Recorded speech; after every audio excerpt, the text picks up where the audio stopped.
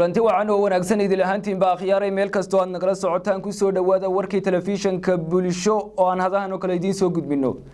warku waxa uu idinka imanayaa stuudiyaha telefishinku ku leeyahay magaalada Hargeysa haduu rabbi idmana warka waxa idin la socodsiinaya anigu Axmed Nuur Ciise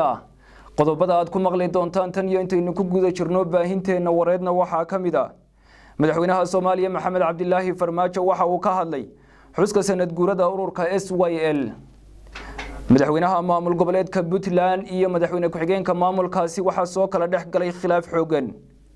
madaxweynaha Soomaaliya ayaa xilkii ka qaaday gudoomiyaasha maxkamadda gobolka Banaadir iyo maxkamadda rafcaanka ee gobolkaasi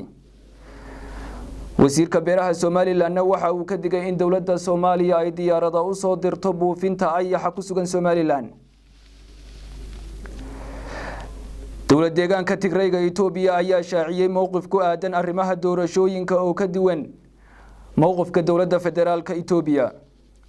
dawladda qadarna waxa ay muwaadiniinteeda ku amartay inay xidhaan maskarada afka lagu xidho intaasi daawadayaal waxa kamid ah wararka aan idin hayno wararkaas iyo warar kale oo faahfaahsan imika haatan ku soo dhawaada